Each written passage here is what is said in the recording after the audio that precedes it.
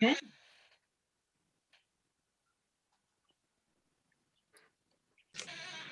We ready to go?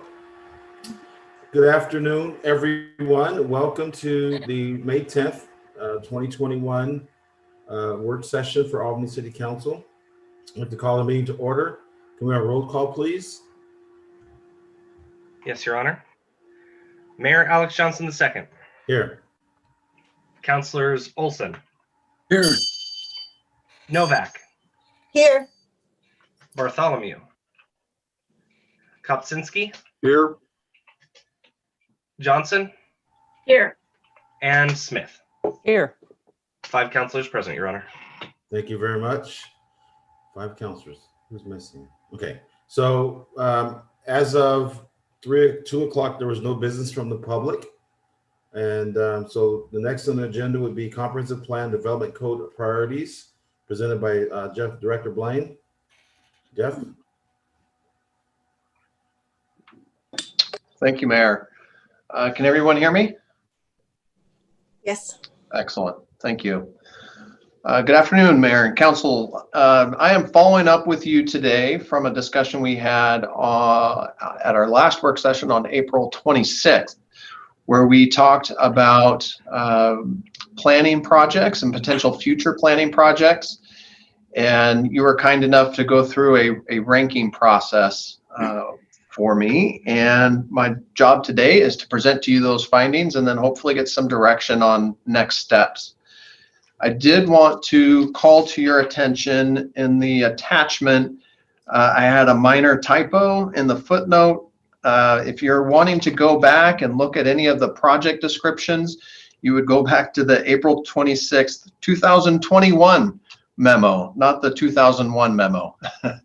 Unfortunately, we've made quite a few advancements since 2001. We don't need to use the lists from back then.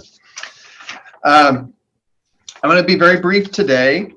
The results showed that your top 4 priorities as a body were the same as councils and the same as planning commissions, with just some minor variations within those top 4. And so in the memo, it talked about really 3 recommendations for moving forward on these highest priorities that the council identified. And what I'd like to do today is just restate what those recommendations were, and then hopefully get some feedback and direction on if those suggestions sound good to you or not. The first one is housing affordability, council's highest priority item, and really was also identified as staff's and the planning commission's highest priority as well. And staff's recommendation is that council go ahead and provide us direction to start working on that. We stand ready to take that on and try to make some progress on that topic. Really the next step for that would be for staff to come back and have a conversation with you about what the scope of that might look like. And then once we get our hands around what that scope might look like, as far as how wide a net we're casting with that conversation, then we can talk about what the public outreach process might look like. Are we using some targeted focus groups? Are we using one task force to look at everything? What type of targeted public outreach do you want to do to engage the public, or solicit information and feedback from different community providers that have expertise in different areas? But really, we need to get our hands around the scope before we can dive into defining the public outreach process. So next step, come back to council, have those conversations. The other 2 recommendations were to really, one that has 2 parts, which is combine the comprehensive plan evaluation and the zone changes that are needed coming out of the housing needs analysis and the economic opportunities analysis. Combine those 2 efforts because they're closely related, and do them on the heels of the East I-5 area planning project. Because with that project comes some zoning identification in the urban fringe, and will help us know what what are we still missing elsewhere in town based on those studies that have already been conducted? So it's a logical sequence of events for us to step through. It also has the added benefit of letting some things fall off the plate, having some staff capacity to take that on. So it works well from both of those standpoints. And the third and final recommendation was to go ahead and move forward with the mixed use zone evaluations, but we would hold that until we got through the projects that are currently on our plate.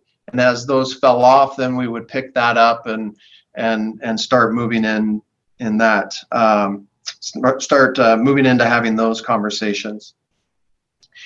I will also note, I'm going to go back to that first recommendation on housing affordability. Got an email on Friday from the state, and there may be some grant monies available to us to have some of the conversations that are related to housing affordability, specifically surrounding what's called a housing production strategy. And we're not yet required to do one of those, but if the city were to determine that we were going to kind of go through that effort anyways with these conversations, there is a grant. It looks like state hasn't actionized that money yet, but it looks like there may be grant funds available to do that. But staff needs to explore that a little bit, and that would be something that could be reported on when staff came back. So that's another positive thing that we could work with and would free up some of our contractual services money to pursue some of these other priorities. So that's it from me today. If you have any questions, I'd be happy to answer them. Again, we're just looking for some direction on whether you agree with those suggestions or not. So Councilor Kopczynski got his hand up first, and then Councilor Johnson's afterwards. Okay. The elephant in the room for me is the suggestions that have come in from staff and that have come in from the public around these lines of affordability for housing. What I'm seriously struggling with, and I can't get my mind around, many of them sound very, very good and probably need to be done. But what I don't perceive, and maybe I'm just looking at it from the wrong angle, what will any of them actually do to affect the material costs of any home that is being built, if anything at all? Because with the costs of with the pandemic year and everything else, the price of product and stuff just going through the roof, is this just wishful thinking on our part to do any of this? Some of it needs to be done. I think some of the code changes definitely need to be done, but I don't see how it comes to the bottom line for a homeowner to buy an actual home. Maybe I'm just missing something. Maybe somebody could help me get through this one. Yeah, that's the $1 million question, right? Is what actions can you take that have a meaningful impact and actually produce a change? And the city isn't out building housing, right? So we only impact one part of the equation. So I think, this is as much an exercise in learning about what other communities have done that have worked for their communities and evaluating them and seeing if they're appropriate for Albany or not. I'm certain all of them won't be appropriate in every community, and seeing what you can do. And I think part of the challenge is that it's such a complex equation that I can't pretend to tell you that I know, all the variables that go into that equation, but it's going to be pretty far reaching. I mean, you have elements that are, development code related, and those come in many forms, whether it's a design standard that adds costs or whether it's how big a lots are you going to allow such that people have to create, build a certain size of home in order to sell enough at a square footage price in order to recapture all their costs for infrastructure and wetlands and property purchase and all those things. Or outside factors from a community development standpoint, an outside factor of, public works fees in the form of SDCs and, when are they collected? Obviously the infrastructure still has to get built. Somebody has to pay for it, but we collect at building permit one of the things that's asked of us is that we evaluate whether or not we can defer collecting those till occupancy, and what benefits does that have.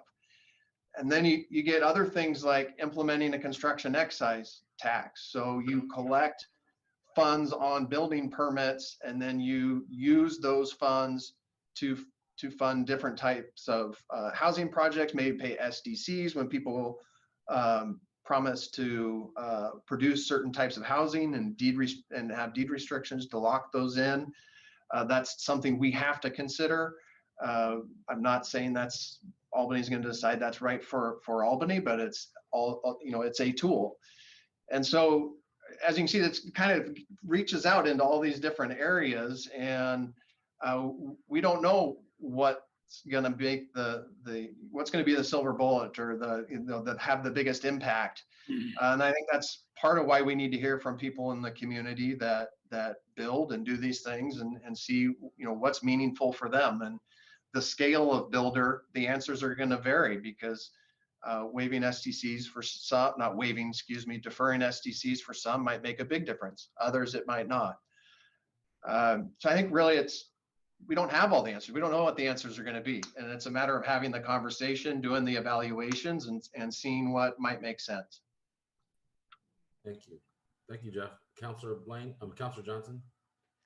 Yes, Ray covered a lot of what I was going to say, but I was going to ask Jeff for give me one example of what can be done to make affordable housing. And then the second thing is, in the last paragraph on page 2, it says adding housing affordability to staff existing projects will monopolize staff's time for many months, making it difficult to initiate any other priority efforts. So I'm thinking, to me, I mean, you can talk about affordable housing till the cows come home, but it's what you're going to do. So I'm wondering if staff's time is better put to the other priorities that might actually have an end to it, rather than it's just affordable housing would be great, but I don't know any way that it's going to be done. Yeah, you could talk about it for years, and whether you make a meaningful difference or not, I can't guarantee that. I think that's kind of what we did the last time. Our code was in a pretty bad place when we did our audit back in 2017, and housing affordability was everyone's top concern, but everything else was so bad that it was like, this is such a huge topic, we can't go there and not make progress in these other areas. I feel really good about what we've been able to accomplish over the last 4 or 5 years. I feel like we've came a long ways. Mm-hmm. And I feel like we're positioned to have this conversation. Again, how big the council decides to make that conversation is yet to be determined. And it may be that you decide that it's most appropriate to phase it, that you tackle the low-hanging fruit that you see when we talk scope, and say, well, let's get this far, and then let's pause, make some other improvements, and then come back to it. Or let's see if those things work first before we address something else. And those will be things that council will have to think about and decide, what's appropriate. The community, again, this is just my opinion, Mm-hmm. wants to have this conversation. Through all the expanding housing outreach efforts that we've done, through the various housing needs analysis and EOA process, the House Bill 4006 stuff, where we have the rent burden issue that's been a problem for Albany. We have open houses that we have to hold. We've been getting streams of people from all different parts of the community eager to have this type of conversation around housing affordability. So we have a lot of people saying, they want to be involved in a task force or on a group, that's focusing on this. So I feel like staff's in a good place for it. And I feel like the community's some people in the community have been begging for a while, and we've been putting it off a little bit from a staff perspective. So I don't know what the right answer is, but that's what I got for you. Thank I you. know, I was thinking it reminded me of, oh gosh, about 12, 13 years ago, there was a 10-year plan to eliminate homelessness. Well, one guy told me, he says, well, it's got to be done because it's 13 years later. That's the type of thing I'm thinking, that it may be said. I just don't know how. I mean, like I said, we could take up staff time and talk it to death, but I just don't see any way out. So I'll listen to whatever you guys say. Thank you. Thank you, Councilor Johnson. Councilor Matilda Novak? Yes, thank you. So one of the things I ran on, one of the reasons I wanted to run for the council is this issue, housing. And so I want to just put myself out there. I am absolutely willing to spearhead the creation of a housing task force.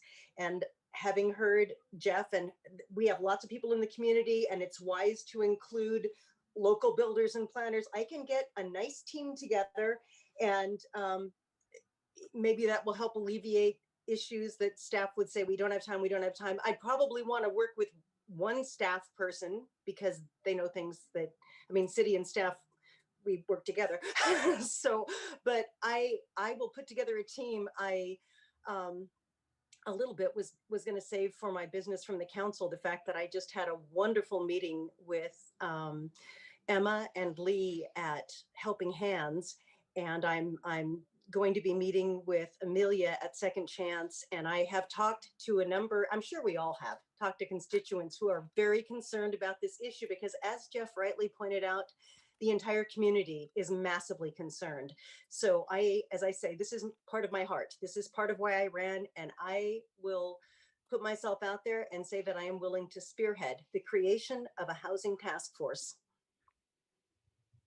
So Councilor Novak, I ran on the same thing, and I'm with that. So I think that it's important that we all get involved with this, because community members of all ages, all creeds, all colors, all socioeconomic backgrounds have been reaching out to me as well. And so it's a priority for all of us, and if it's not, it should be. I'm hoping that the staff will find a way to work with us and put together a task force and ask for those volunteers. I do like the fact that several different people have reached out. I would like to see something where we'd have a series of issues, the top 5 things we want to work on, and then put together a focus group for each one, 5 to 7 people. Because if we get too many hands stirring the pot, the soup tastes terrible. I think that we should focus along those lines, and then have that each group have a representative present to the council. So Jeff, any thoughts on the structure? Any thoughts on structure that we get in the back of your mind you're running around? I think for me personally, and it's probably just because of how my brain works, super linear. I think it would be beneficial to get our hands around that scope first, and then see what type of process fits best with that scope. Okay. And we can, staff's already thinking about that. And quite honestly, we have research we have to do too, in order to, look at what other communities have done and what resources are available out there to help us facilitate a discussion about scope. And we're just not there yet. So I think it'd be premature. The issues are so diverse that I think a focus group approach might lend itself well. Kind of a multi, I'll pause. It lets us work with more people in the community, and lets people who are more experienced in certain areas provide targeted input in the right places, instead of having maybe one representative from one group on one task force, and then everybody else is kind of working outside their comfort zone. Right. But again, I'd probably wait and my recommendation would be this: wait to figure out what the scope looks like before you dive into that. Okay. Thank you, Jeff. So, Yeah. so when will we, so let me get to Counselor Bartholomew. Tell me, Counselor Novak, your hand is still up. Oh, I'm sorry. So Counselor Bartholomew. Yes, I came late, so thank you very much. I'm trying to understand where we are. And thank you, Jeff, for your hard work. I noticed on page 3 that have quite a few tasks that you're focusing on and trying to complete. And is that what's competing with putting affordable housing as the first priority for you all? So one of the things we talked about at the onset there was that we're actually proposing to go ahead and start that dialogue on housing affordability and start that now while we're still finishing up those projects. So I'm not proposing any delay on starting the housing affordability discussion. The staff's in a position where we're ready to start talking about the scope of that effort. And then as a follow-up, I know from my work that there are quite a few resources around the nation, information, and I'm sure you're drawing upon those in the work. And I look forward to that task force involvement and really focusing deeply on this, because it seems to touch into all of these other areas that we're working on. Thank you. Any other counselors have comment or questions for Jeff? Mayor, if I could? Yes, go ahead. It'll likely be Matthew who's coming back and leading this discussion. I believe Ann's going to be partnering with him on this project. So likely be Matthew and Ann to come back and talk about scope and next steps. And so one last thought I would leave you with before I hand it over to them is that we're going to get a lot of ideas that come out from different parts of the community. Some of them are going to feel like a good fit. Some of them are not. But I'd encourage you to, as you're receiving suggestions, pause, give staff a chance to evaluate. Unintended negative consequences can be huge here. And there's a lot of history behind why we have certain things the way that they are. And they come from decades of experience in dealing with problems that are created from doing it other ways.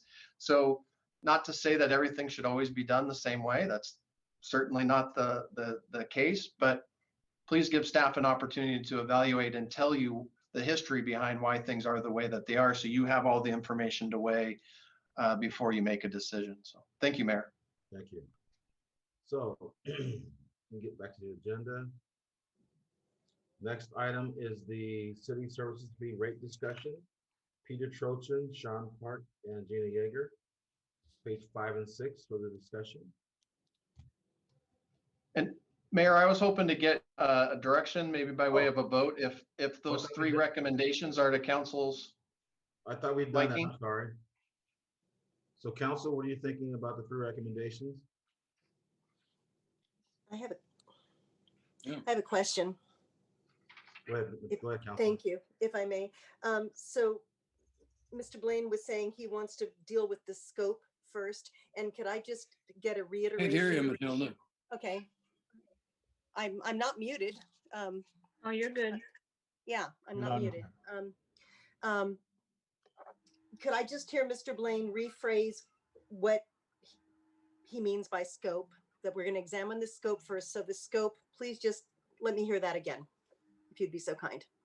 The Cliff Note version is we're going to work with council to define how big of a conversation are we going to have? How many related topics in this issue are we going to tackle at one time?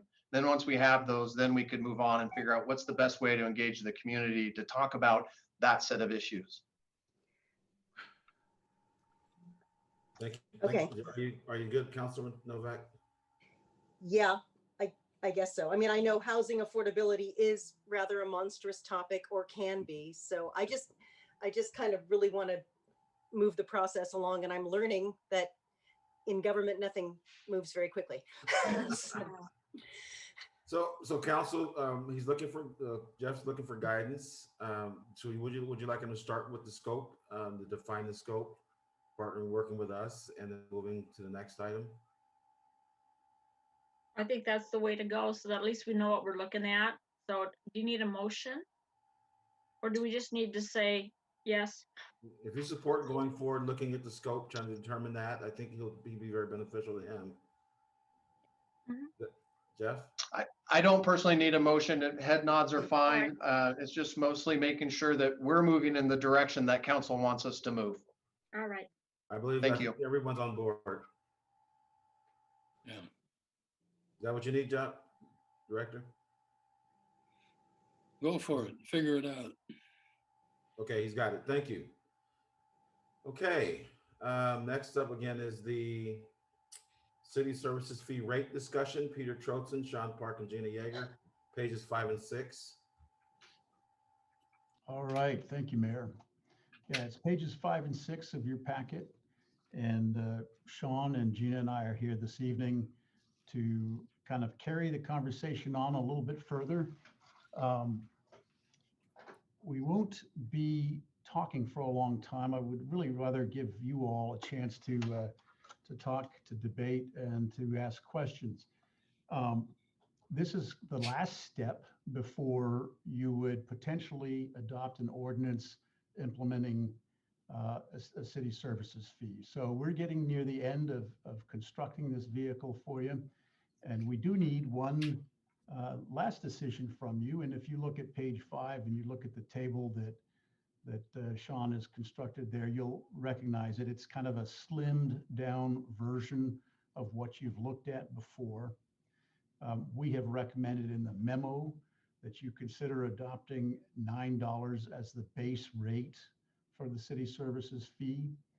That will allow the rest of the construction to go forward. Of course, you could decide on 10 or 8 or go lower.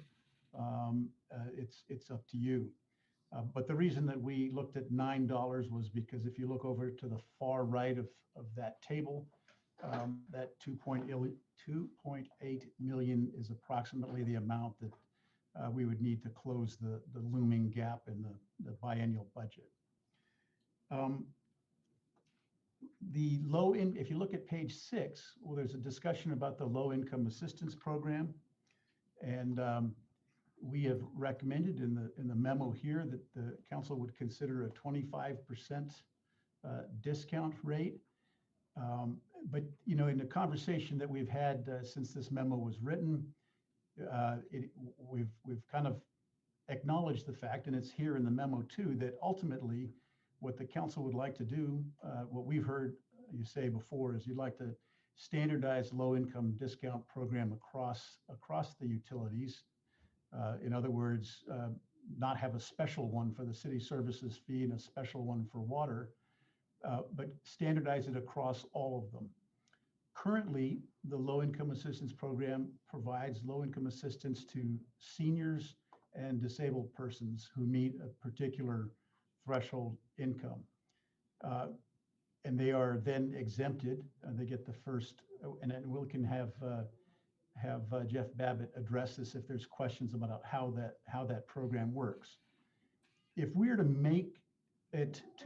to implement the city services fee by 1 July to be in place for the next biennium, the thing that we would have to do is to take the expedient route in terms of a low-income assistance program, and that would be to incorporate the one that's already in place, with a view towards ultimately by the fall of this year, by the end of this year, to standardize it across the board. And I'm hopeful that makes sense to you. And I'll get back to the fact that what we need from you tonight is a decision about what base rate you want to use. And then I'll finish with the reminder that this is not a decision to implement a city services fee. That would come the week of the 24th and the 26th if you were to decide on that. So, and I would also invite Sean or Gina Yeager to chip in if they have anything to add here. But Mayor, pending their input, we're open to your questions. Thank you, Peter. Do they have any input? So, because I have councilors with hands up. Okay, Councilor Kupczynski was first. Just to refresh my memory, the annual income thresholds are based on federal poverty rates. Yeah, adjusted median income. And we work with Ann Catlin to determine those. And let me see if I'm looking for Jeff. And if Jeff Babbitt would care to comment on how that's currently, what rate that's currently at for our existing low income assistance program. The follow-on question is approximately how many households in Albany would qualify based on the structure that we have there. Sean or Gina, do you recall that number? It's in the 200 range, I think. Certainly. Councilor Kupczynski, we're looking at the number does tend to float season to season, but it's between 125 and 200 at any given time. Thank you. And the current median income is 70% of the AMI right now for Lynn County. AMI, okay. Adjusted median income. Okay. Always just like a military, all these acronyms. Okay. That would be advanced military instruction. Right. That's what I was thinking too. So, Councilor Johnson, please. And then Councilor Smith after that. You're muted, Councilor Johnson. I'm sorry, I thought I was already. I believe what I want to know is we're talking about the meter size and stuff. For a regular business, can someone tell me, well, like say for Novax, I think someone said that a couple meetings ago and I can't remember what it is. So what would the average business be? What size pipes would they use? Meter. Thank you, Councilor Johnson. Sean Park here. I'll let Patty McInnes from Utility Billing interrupt me if I happen to be off base here, but I do believe that the vast majority of regular restaurants are 1-inch meters. Oh, 1 inch. Okay. All right. That's good. And then the other one, I guess, is for Peter or Gina. Is there any way to designate that a certain percentage goes to police and fire so the public knows where it's going instead of just saying, okay, we're just going to put it in the general fund and put it wherever we please?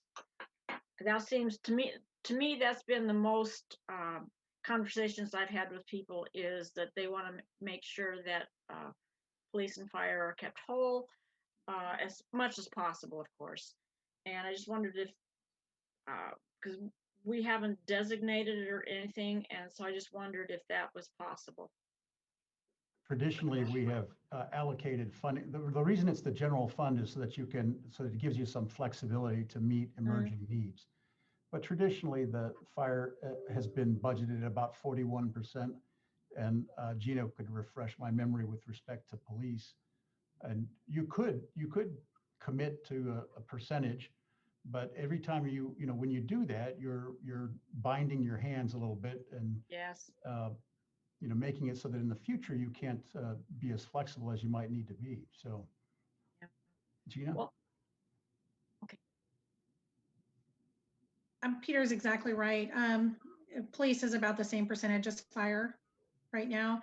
And again, I would hesitate to tie it to anything specific. We saw that in the public safety levy when we first developed it. And so when it's tied to specific things, it just doesn't give you the flexibility that you may want to have for later. Oops. Sorry about that. It just may not give you the flexibility that you might want to have at a later time. So, really that type of a fee can be directed by council, every year that we get it, or every biennium as part of the budget process too. Okay, thank you. But Now, Councilor Johnson, that Okay. it's worth noting that it would, we mentioned 41%. That's pretty, if you've seen the charts that we've had in the past, you Yes. see that public safety traditionally gets around 87% of the general fund budget. So that the public would know that between fire department, police department, and municipal court, it's about 87% of the budget. Okay, and so I'll just say my piece now, and that way everyone else can say it too. But I don't think we have any choice. I think we have to go ahead and implement this. I would go for the $9 per, I guess, per bill. The But base rate. we need, I mean, we need some funding somehow. And this is the fairest way because everyone would pay. It wouldn't be just residential or commercial. It'd be everyone that gets a bill would pay the same thing, and it would help us out of the dire straits that we're in. So I was hesitant for a while, but I just don't see anywhere else we can go.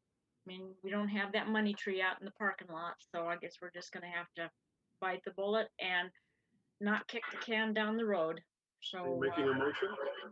no, I want to go ahead and listen to what other people think, but I just want to let you know how I feel. Thank you. Okay, your hand is still up, Councilor Johnson. Councilor Smith was after Councilor Johnson. Thank you. A couple of things. Back to Bessie's question about the effect on businesses. Sean or Gina or someone has handily listed the number of businesses that commercial customers that have 1.5, 2, 3-inch meters in that table. So that's very handy reference for us. The other thing was Councilor Kopczynski asked how many households in Albany would qualify for the low income discount. And the number that we provided, we have been provided was the number of individuals who are currently on the low income assistance that's limited to seniors and people who are disabled. So I don't know that if there is a number possible other than Anne probably has that would know how many households would fall into the poverty level in Albany. So I expect that would be much higher than 200 customers. I think you said 125 to 150-ish. So I think you're right, Councilor Smith. Peter Charles is waving his hand frantically, so go ahead, Peter. Councilor Smith is right, and that is, this would be a good point at which to talk about how we're looking at the low income assistance program. We're looking at it in terms of a phase 1 and a phase 2. Now, if you consider that we want to harmonize this policy across all the utilities, and we want to provide a true low income assistance program to people who are suffering from low income levels, not just disabled and not just seniors, that's going to take a fair amount of work. That would be something that's what I told you earlier we could accomplish by the end of this year. And you were right, Marilyn was right. That is quite a few more people than just the 200 that currently take advantage of the program. But since it would take until the end of this year, we have to develop a phase 1. And that phase 1 would be initial phase and trying to make sure that we have some sort of a low income assistance program when if the council chooses to implement the fee. And so the quickest and easiest way to do that is to actually adopt the program that's currently in place and kind of incorporate this fee into that particular structure. So once again, that would be phase 1. And then phase 2 in the long term would be harmonizing it and upgrading it across all of the utilities. And will that include the other folks that aren't disabled or senior, correct? That's correct. It would be based entirely on the criteria with respect to AMI that Jeff talked about earlier. Okay, thank you. Thank you, Peter. Councilor Bartholomew and then Councilor Novak. Sean, just a second. Sean, did you have something you want to add to that discussion? Yeah, thank you, Mayor Johnson. One thing I wanted to add is that we're currently doing data gathering and research to find out how many people are currently getting assistance for their electric bill within the city and other non-city of Albany utility related assistance to give us a better idea of how many potential people we might be affected given any particular income assistance program we're looking at. It's both 60 and 70% poverty level type of figures. And we're hoping to have more data on that in the coming weeks. Thank you, Sean. So Councillor Bartholomew and then Councillor Novak. Well, Peter did answer some of my questions because I was wondering about the time frame, and I just want to clarify when you say the end of the year to about the low income discount, you're meaning December. Is that correct? Correct. Okay. And so until that point in time, if we decided to implement a fee starting in July, you would be using the current, so a person would have to be either a senior or disabled until December in Correct. order to, Right. okay. So that was my concern. And so that's also a part of, if we had a different time frame of implementing a fee, because we don't have a time frame right now, right? If we had a time frame, would it matter what our time frame was? Would it give you more time to organize a program, or would that just so that we could implement it across the board at the same time that the fee was happening? Well, I'm just wondering about that because if I understand your question correctly, Yes. you're wanting to implement the fee when phase 2 is ready. Is that correct? Right. I was wondering about that. And you could certainly do that, but then what you would have to do is, wait until November or December to do that. So that would, that is, again, certainly doable. What that would require is that between July and November, you're not going to have that as a source of revenue. Thank you. I think Councillor Novak. Thank you, Councillor Bartholomew. Councillor Novak and then Councillor Kopczynski. You're muted, Councillor Novak. Thank you. I'm sorry. I was going to say, first of all, between July and November, if we did not have this funding temporarily until some low income things were in place, because I want to submit to you that over the course of the last 14 months, you have, as Councillor Smith did rather point out, we have way more explosion of people who are needy who were fine before, and they're not so fine now. So first of all, I mean, I remember when we were talking about building a car and keeping it in the garage, and this is where I am right now. I am not ready to pull a car out of the garage.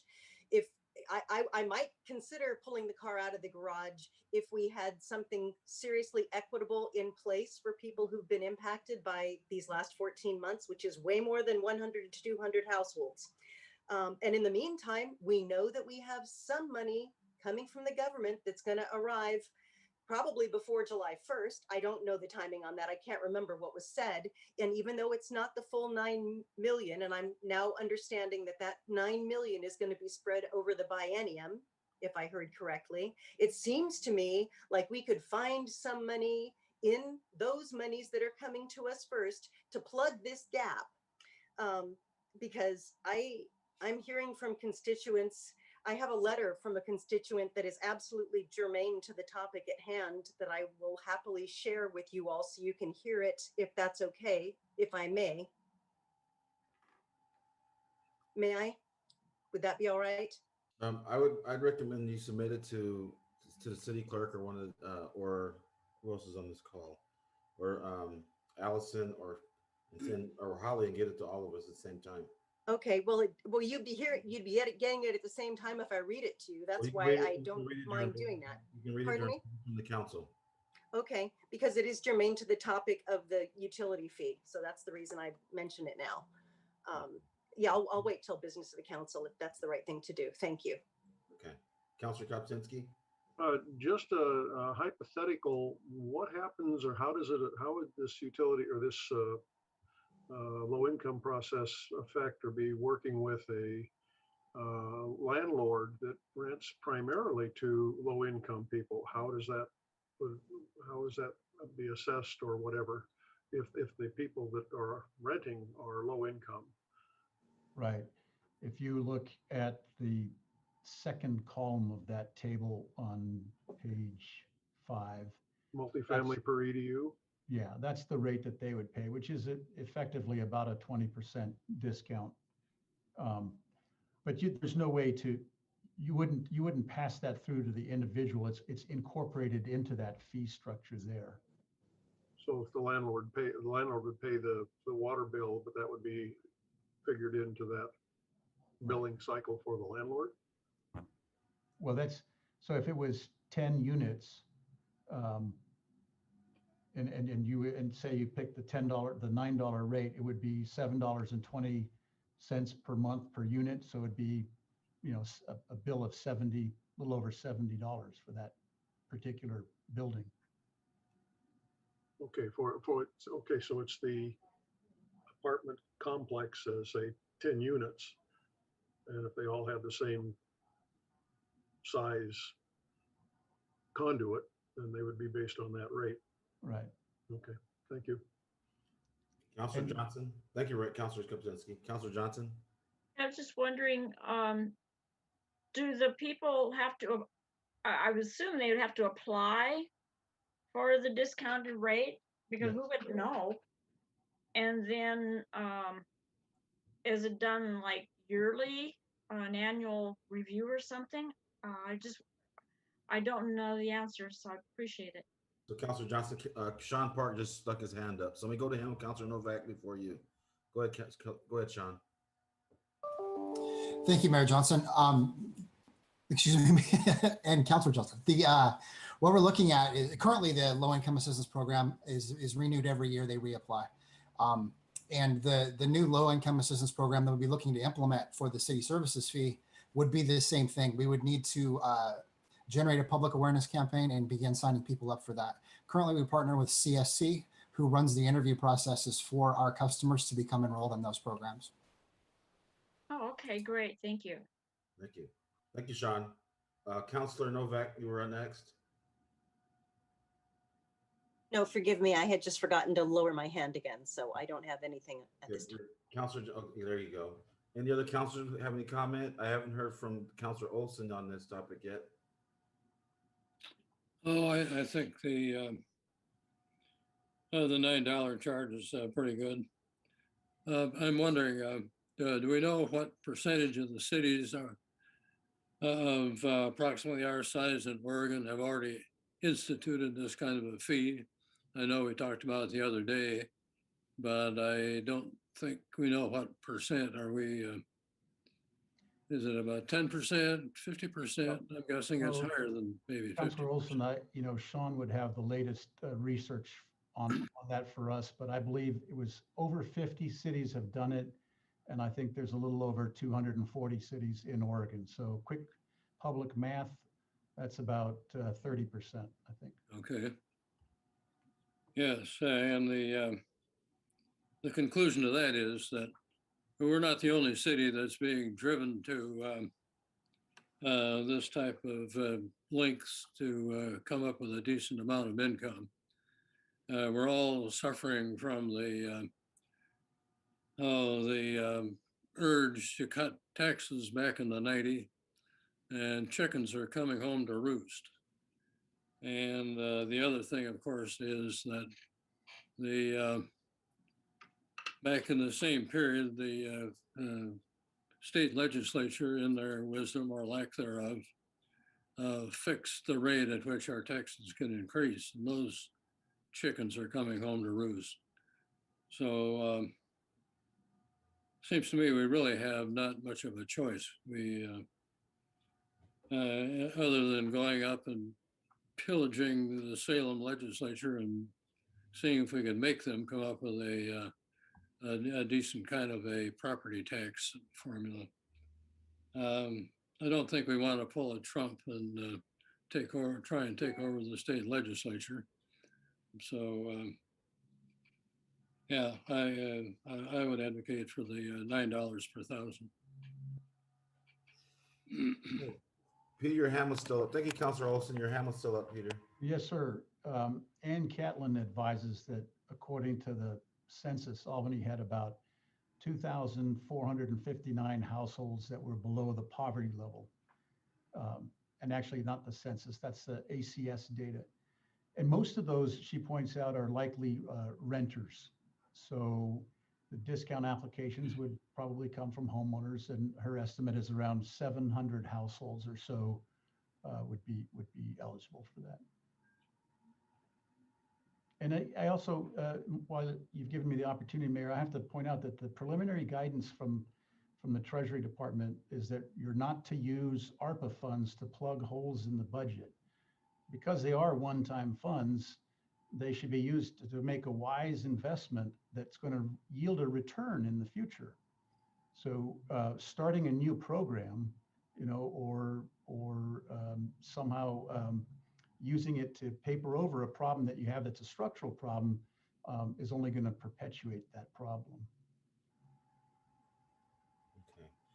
Thank you, Peter, for that explanation. Councilor Bartholomew again. Yes, I know that there are several multifamily, that's where the renters are, is in our multifamily units. It doesn't have a number for the multifamily units in our chart. I'm assuming because there are quite a variety of the multifamily units. And it is important. I'm seeing that there is going to be an impact, and I'm glad that Sean pointed out that CSC is a partner in helping to mitigate some of the funding for utilities services that we have here in this community and in neighboring communities. And so I think that our shortfall is supposed to be 5 million, if I'm correct on that. And so the $9 fee or the $8 fee both come close to that. And the $10 fee exceeds that shortfall. I know it's a kind of a stopgap measure, but I know that the fears are that this will be an opportunity to then have this back door into raising monies. But also it is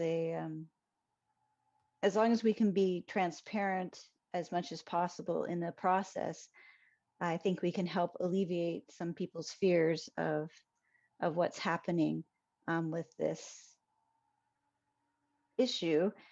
And that's what I would like to keep emphasizing, is that we're trying to be as transparent as possible about what we're doing and as thoughtful as we can about the effects on the community. And sometimes when we're being fair, we're not actually being equitable when it comes to low income. And so I'm trying to process those thoughts and support the efforts. So I'm not quite committed to a $9 or whichever fee yet. I still want to think more about that. So anyhow, but I am I'm hoping that overall that this fee will make the difference, and we'll have the support that we need with the low income services. So there's my thoughts. Thank you, Councilor Bartholomew. Councilor Smith. Yes, my mind just went blank, but I recovered. I wanted to point out that people who have questions about the fee and want to study it in their own time can find the pages that we reviewed earlier on the website. Those are now live and they're accessible from the homepage. It's very good information, explained very simply. It explains what the effect on the current budget or the upcoming budget will be without the money. And so I would encourage people to take a look at that and contact counselors or staff with questions that they may have. Great suggestion, Councilor Smith. I see Peter's hand up again. Peter? Yes, Mr. Mayor. Also, Matt Harrington has developed some pages for you counselors to use that contain that information. And he's got hard copies of them that we can distribute to you or to anybody else for that matter that would like them. And with respect to Councilor Bartholomew's point, it's a very well taken point, but I wanted to point to the city of Philomath, one of the 50 plus cities that's had to do this recently. And Philomath enacted a city services fee for the same reason at a rate of $10. And most recently, they have voted to decrease that down to $4 with the intention of decreasing it again to $3. And the reason that they've done that is because they've had, as all of you know, quite a bit of development in Philomath. And the property taxes from those developments are starting to kick in. So it does take some discipline on the part of the council and the staff, but it is possible. And again, the good thing about it is that you have, unlike the property tax system, which the state has taken so much control away from, with the city services fee or utility fee, the council does have control over whether it goes up or down. Thank you for that explanation, Peter. Councilor Novak? Yes, thank you. This, being my first budget session, and I'm learning a lot. One question that I very seriously have in all of this is, what I have learned is you have a level of growth that's like 3%, and then you have costs that are like 8% or 7%, and never the twain shall meet. So my question to you is, even if we were to pull the car out of the garage and implement another fee, how does it ever balance out? I submit to you that it doesn't. I don't see how it does. I don't see how it does when your costs, we talked about resources, those resources being individuals, each individual costs X amount. And may I just say for the record, I believe so strongly that those who are putting their lives on the line, when they're firefighters and police officers and their lives are on the line, they deserve to have a good paycheck. They deserve to be well compensated. Where I struggle is the fact that part of our costs, which I learned, they have a salary, and it's a good salary because their lives are on the line. And then even when they're not working anymore, we still are, there's like these entitlements, and they continue to grow. And I don't see how we can fee ourselves into matching that. And it's not to pick on fire and police. I just want you to know that I believe they're worthy of, because they risk their lives. But it seems to me that we have an issue, a budget issue with regard to government in general, that the growth of government seems to me to vastly outstrip anything else you want to throw at it, because of the benefits, because of the entitlements. And I don't know what the solution is, but I don't think it's right to say that the solution is on the backs of everyone else. We just add more fees and more this and more that and more that. When it continues to grow and grow and grow like a monster, and there's no, I don't know what you do, but I don't know that this is an answer. And it's on the backs of people who aren't part of that system. And I don't know what to say. I don't think it's right. Thank you. Thank you, Councilor Novak. Councilor Kopczynski? Yes, are we getting to the point near the end of the meeting and we need to have a motion, or are you just nodding heads, or what are we looking for here? Well, I think the staff is looking for picking the rate that they want to start building. Like I said, like Peter intimated earlier, that we're not actually making a decision to implement. It's more picking the rate so they can get started on putting together structure. And with that in mind, and I recommend, if it has to be on a formal basis, so be it, that we accept the $9 rate with the potential of looking down the road. We could do something like Philomath has done because of their experience with it. But I would recommend that we have staff look into setting the process for phase 1 at the $9 rate. Thank you, Councilor Kopczynski. Councilor, okay, they're driven with Councilor Novak and then Councilor Johnson. Oh, Councilor Olson, I didn't see Dick. I'm sorry. Counselor Olson, you go ahead. Okay. I just wanted to point out that over the past several years, the number of employees that the city has supported has been decreasing. And I think you will see that over the last couple of decades, the number of employees per population has been decreasing. And we've done more with volunteer stuff and that kind of thing than you might be surprised to see how much we do with volunteer help. So a lot of the problem is that while it doesn't seem like it when you look at the county's tax bill that they send us, if I were one of the conservative tax cut people, I'd be tickled to death to see that the taxable value on my home has decreased considerably when you look at what the true cash value of my house is. So comparatively, taxes have gone down and we have to do something to balance it out. And about the only choice is fees. So here we are. Thank you, Counselor Olson. Counselor Johnson and Counselor Novak. Okay, thank you, Mayor. Instead of just going for the rate, I'd like, if it's possible for you to ask the counselors how they would feel about just getting it done, not just putting, it's okay, this is a fee, now in 2 weeks, we're gonna go ahead and do it. I mean, like I say, hesitantly, I'm in favor of it because it has to be done. So I was just wondering if we could just do the whole gamut tonight so that the staff can go ahead and, get it ready for implementation. That's just an idea. Go ahead, Peter. Thanks, Councilor Johnson. We have some technical things we have to do before you can do that. We have to bring you an ordinance and a resolution. So it might be a bit premature to make the final decision. Okay, so how soon can that be done, Peter? The 24th of May. So your next meeting, your next work session, it would come back to you. Okay, that makes sense. And that would be at the $9 rate if that's what you vote on tonight. All right, thank you. Counselor Novak had something? No, sir. I forgot to lower my hand again, is all. Any other councilors have any? Oh, Counselor Olson? Yeah, a serious business like this, I like to see it done at a regular meeting, not a study session. So, Yeah, it would be, ordinances and that kind of thing. no, it would be a regular meeting. It just would come back for further discussion on the Monday and then be voted on Wednesday.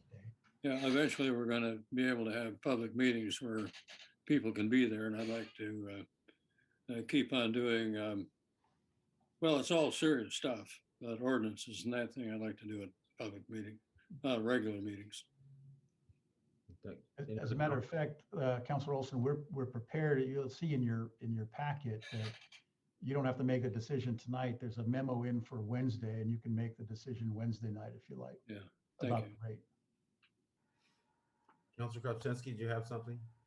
No, I was just wondering how much formalization did he want for us to recommend that the staff move forward with the $9 rate for the next couple of meetings? Just thumbs up right now, or you want a motion? I think that, your thumbs up right now is good for us to have, and I think we can start working on it. But like I said, our resolution or our memos in the packet for Wednesday night, and you can formalize it then if you like. Yeah, let's do that. Okay, so it sounds like this council, do you want them to bring back something with a thumbs up at the $9 rate? Show a thumbs. Yeah.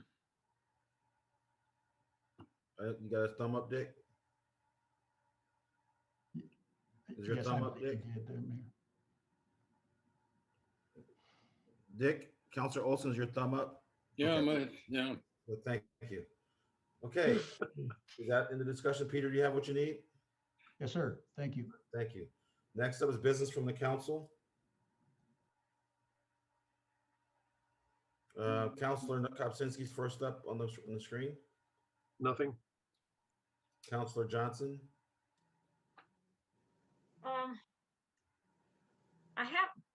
I think I'll go ahead and email Matthew, and then if I have a question, I'll bring it up Wednesday. Thank you.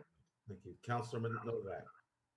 Yeah, so actually, I was so excited about my meeting and my tour of Helping Hands, that's what I wanted to share about. And I want to say that briefly, what I saw just did my heart so much good. They've made so many changes there, and if you haven't seen it, you need to.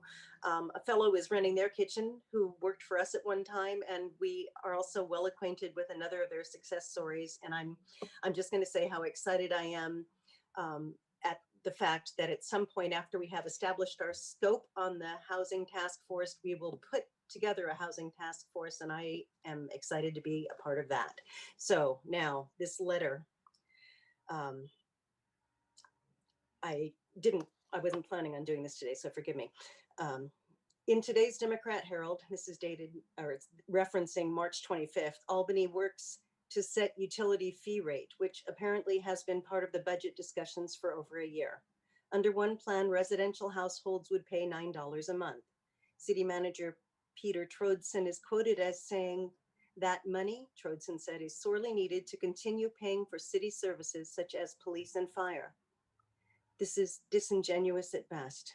May 2020, the voters in Albany passed another public safety levy from the Democrat Herald, May 19th, 2020, quote, I am very grateful the voters supported our public safety services again, Mayor Sharon Canopa said Tuesday night.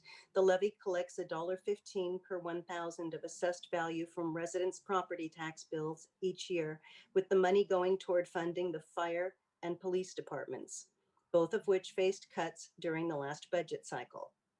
Did you catch that? Police and fire. Now, less than a year later, the city manager claims the city needs more money for police and fire. Fees, fees, and more fees will never stop.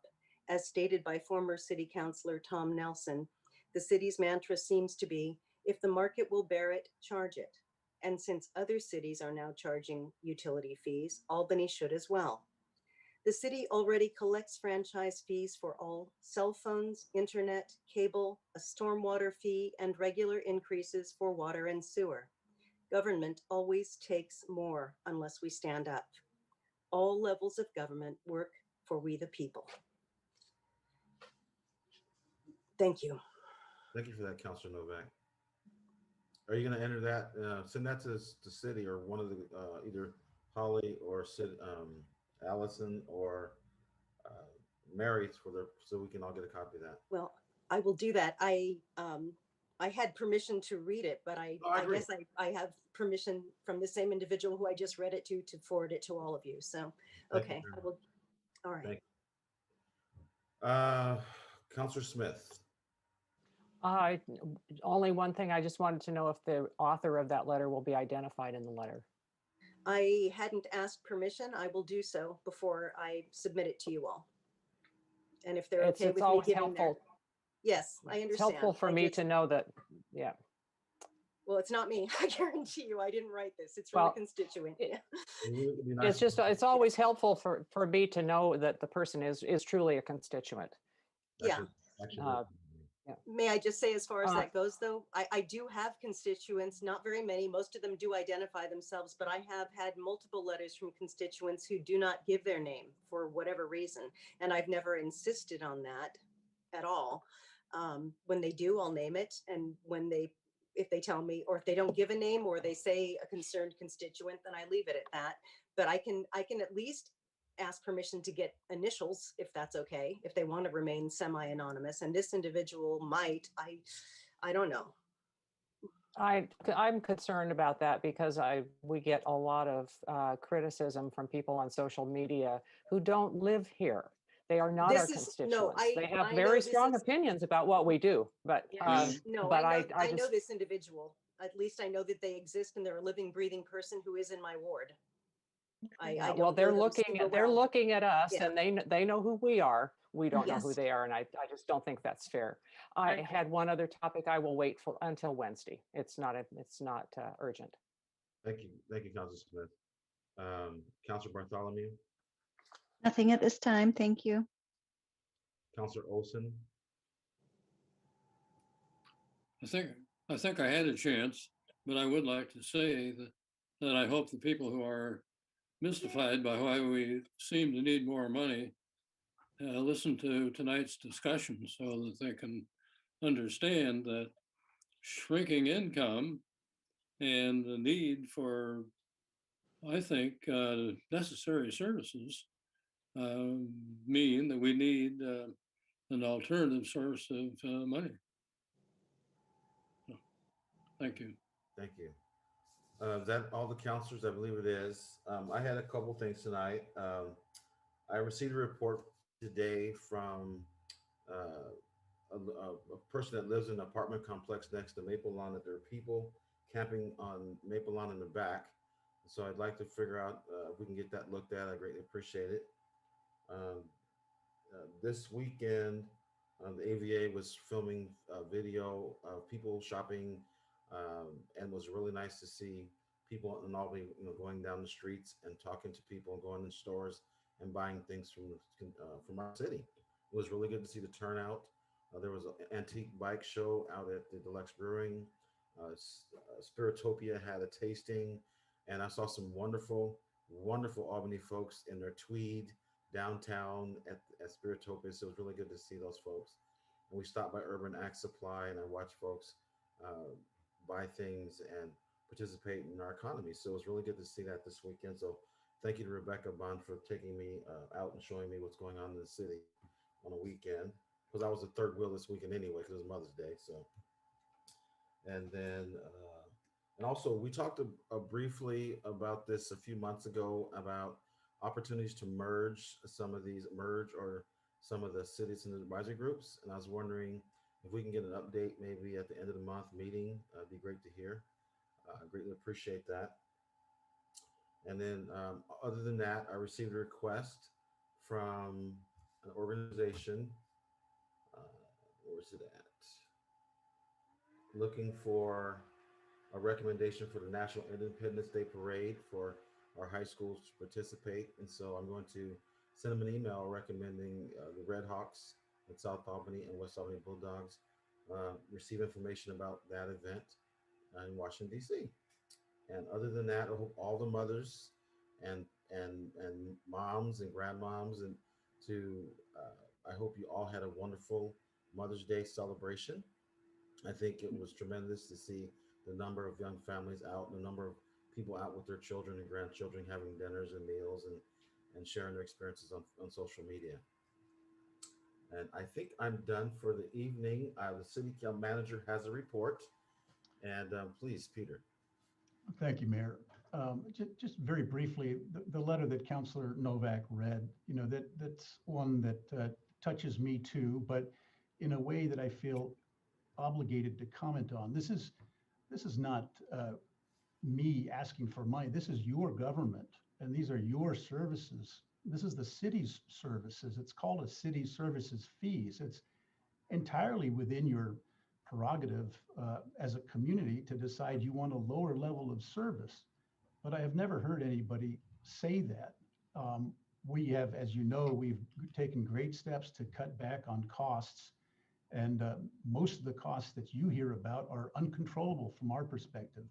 I share Councilor Novak's frustration because of the very fact that it is out of my control, many of those.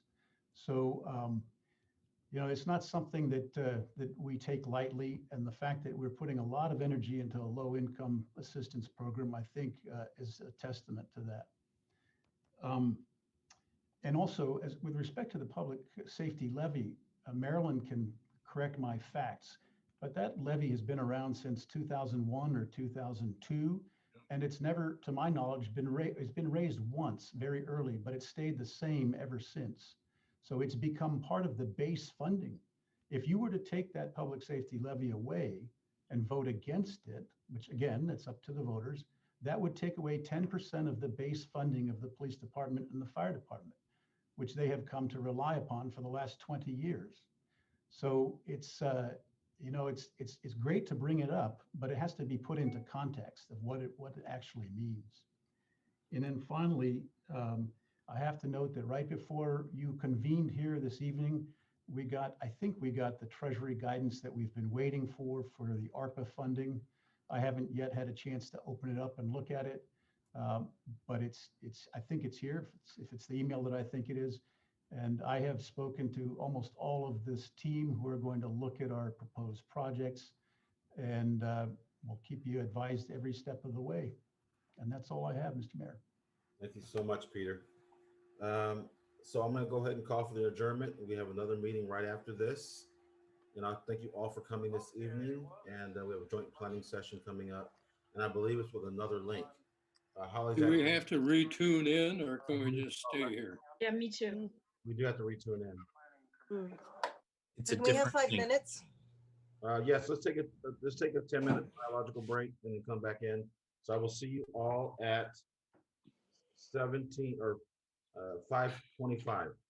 Check the link that Holly sent out. It's a different link than this one. Okay. Now, this is the most recent one.